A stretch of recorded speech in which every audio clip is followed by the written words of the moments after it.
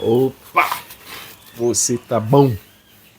Nick aqui falando, espero que você esteja bem. Minha pergunta para você: você se importa com o que as pessoas pensam ou falam de você? Você se importa? Tantas pessoas se preocupam com isso, não é verdade? Agora eu não posso falar tantas pessoas sem me incluir nessa. Mesmo porque eu já vivi isso. Por vezes ainda me pego assim.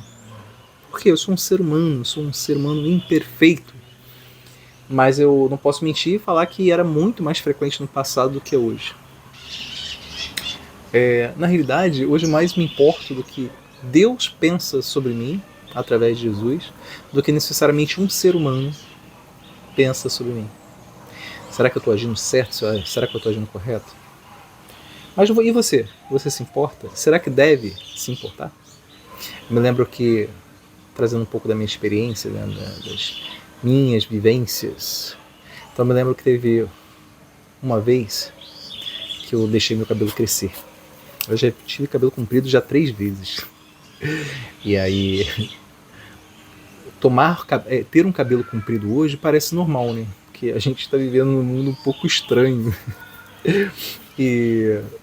Mas, se eu retorno mais ou menos uns 20 anos, 20 e poucos anos atrás, não era tão fácil você ter um cabelo comprido. Um homem ter um cabelo comprido era visto como se fosse alguém meio radical. Quando eu entrava na faculdade é como se o cara também fosse um maconheiro, né? Cada doideira, né? Os tempos mudam.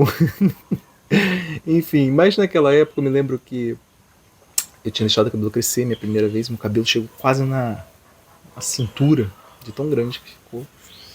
E muitas mulheres daquela época tinham inveja do meu cabelo. Enfim, e aí eu me lembro que certa vez o meu pai foi lá e falou assim pra mim: você vai deixar esse cabelo desse jeito? Eu falei: qual o problema? Ele falou: não pode, porque um homem não pode ter cabelo comprido. Não é uma coisa boa. Eu falei: mas qual é a referência? Por que isso? Não, não é legal. Eu falei: mas e Jesus Cristo? Jesus Cristo não teve cabelo comprido? É lógico, hoje eu entendo que eu não posso ter essa simbologia necessariamente de Jesus dessa forma como a gente viu nesses quadros antigos e tal. E nem é mais nem o mérito dessa discussão. Mas eu acabei usando esse argumento. Mesmo que meu pai naquela época era católico. E aí quando eu usei o nome de Jesus, e realmente nessas representações, né, da igreja, Jesus tem cabelo comprido, então, pô, meu filho tem cabelo comprido, por que ele também, o meu, de Jesus, se Jesus tem cabelo comprido, por que meu filho também não pode ter? Né? E aí ele calou a boca. Naquele momento, eu tive que, de algum jeito, lutar contra mim mesmo, sobre a minha possibilidade de ter cabelo, continuar com cabelo comprido ou não. Parece besteira, né? Mas nesse momento eu consegui, de algum jeito, vencer isso.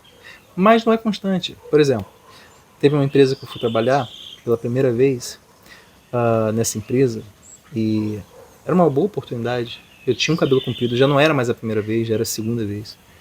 E aí o gerente foi me chamando a atenção, falou: olha, você vai ter que cortar o cabelo. Se você quiser continuar aqui dentro, você vai ter que cortar o cabelo, porque não é legal, tal. E eu naquele momento eu acabei sucumbindo, cortei o cabelo. Só que depois eu vi que não fez diferença nenhuma na minha vida ter cortado o cabelo, não. Na realidade fez uma diferença que é: opa, eu poderia ter continuado e não continuei por causa da pressão daquele indivíduo na minha vida. E eu vi que não valia a pena, ou seja, aquilo que de alguma forma eu fiz com meu pai, eu não fui fazer com um terceiro na rua. Ou seja, eu não fui tão forte. E por aquilo ter acontecido, eu comecei a observar que, opa, peraí, por que a opinião do meu pai eu consegui de algum jeito ter um argumento contra aquilo ali que ele estava falando, mas quando chegou na rua com terceiros eu não tive a mesma força. E aí foi o momento que eu comecei a observar o mundo de uma forma mais diferente. Né? É lógico que na nossa existência a gente vai ter vários momentos em que o pensamento do outro, ou a forma como o outro acredita que você seja, vai interferir na sua vida se você ficar sabendo. E isso é bom? Não é. Porque muitas vezes você justamente acaba destruindo aquilo que eu sempre estou falando aqui nos vídeos, que é a sua individualidade. Se Deus fez você existir tal como você é, Ele quis que você aqui estivesse. E você tem uma coisa especial que só você pode oferecer. Ninguém vai poder substituir você. Quando a gente ouve essa ideia assim, não, geralmente isso acontece muito em empresas, né? Que tipo, tá tendo o fulano lá, vai lá e trabalha, ele exerce determinada ação, determinado trabalho, movimento. E aí o pessoal fala assim, cara, se ele sair daqui não vai ser difícil de substituir ele, porque ninguém é insubstituível. Cara, isso, quantas vezes eu não vi isso? Olha, ninguém é insubstituível. Cara, isso é uma mentira. Mentira pra você. Cara, você... essa ideia, ninguém é insubstituível, ou seja, você é substituível, ou seja, alguém pode substituir você. Mentira, isso é mentira. Você sabe por que é mentira? Porque se você existe é porque Deus quis que você existisse. E se Ele fez com que você existisse, se Ele lhe criou, é porque Ele sabe a sua importância. Então não é outro ser humano que tenha a capacidade de substituir você. Nunca seria. A menos que você acredite nisso. Se você acredita que você pode ser substituível, por isso que você tem que se manter naquela rotina, naquele jeitinho, onde o seu chefe ou a pessoa ao seu entorno que lhe lidera, ou que de algum jeito lhe ordena, né? Lhe dar ordens. Se você acredita que esse indivíduo ele tem poder sobre a sua vida, cara, acabou, ela realmente tem poder sobre a sua vida, mas você não sabe que ela não tem. Porque quando Deus lhe deu a possibilidade de existir, é Ele que está no controle. Não esse indivíduo, esse ser humano. Você não é substituível. Sabe por que você não é substituível? Porque se Deus quis que você existisse, é porque você tem algo peculiar, algo que só você pode oferecer aos seus irmãos e dessa forma trabalhar em função de Deus. Mas se você não reconhece isso, você é como qualquer outro, cara. Você é uma pecinha de Lego que pode ser substituída.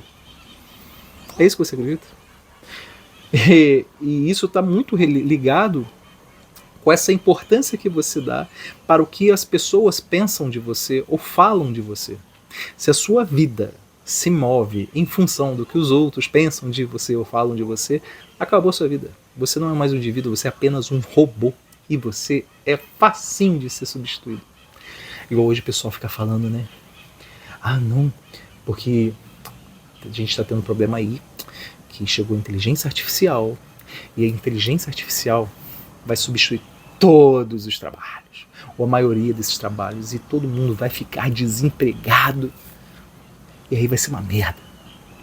Porque todo mundo vai passar fome, e aí porque depois disso todo mundo vai começar a ter problema de vida, e não sei o que lá, e tal, e vão criar uma bolsa universal. Cara, estão planejando fazer isso? Então, mas será que vai acontecer da forma como essas pessoas que transmitem esse tipo de informação? Ou seja, quando você isso está dando informação para você. O que é informação? Está dando uma forma interna a você. Se você acredita no que essa galera está falando, você está perdendo a sua força como indivíduo. Lembra que Jesus ele falou que para esse momento, quando chegasse esse, entre aspas, esse fim dos tempos, né, ele fala que existiriam guerras e rumores de guerras, mas fica tranquilo, ele não fala isso, cara. O pessoal tem vivido isso. O pessoal tem vivido com mais, as pessoas ao seu entorno têm vivido com mais tranquilidade. E eu não estou falando as pessoas que vivem no mundo real, não, tá? Porque quando você sai da porta da sua casa, de algum jeito você encontra dois tipos de pessoa: aquelas que vivem a realidade e aquelas que não vivem a realidade. O que eu quero dizer é, aquelas que têm mais contato com outras pessoas e ficam um pouco longe desse tipo de equipamentozinho que a gente está usando, que é o celular, ou através de um computador, essa galera que está longe disso, eles conseguem viver muito mais a realidade do que a galera que está envolvida com isso aqui que a gente está usando.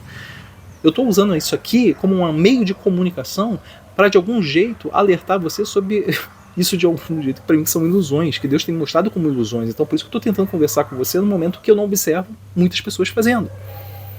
É uma forma de tentar auxiliar alguns irmãos que possam me ouvir de acordo com a permissão divina deles me ouvirem, sabendo que isso aqui para mim eu estou cumprindo uma função, eu estou cumprindo um trabalho, um movimento. Eu amo isso aqui que eu estou fazendo agora. Para eu fazer isso aqui agora, demorou muito tempo. Mas por que eu estou fazendo isso agora? Porque quando eu consumo esse tipo de informação, eu não estou observando muitas pessoas fazendo na internet. Porque eu sempre estou vendo os mesmos apelos de medo. E o que Jesus nos pede o inverso, para a gente não temer. E quando eu entendo que, de algum jeito, as experiências da minha vida me levaram a chegar aqui, me permitiram chegar aqui, para que eu compartilhasse esse tipo de informação com você, é porque, de algum jeito, eu não estou nem aí mais porque as pessoas pensam de mim ou falam de mim.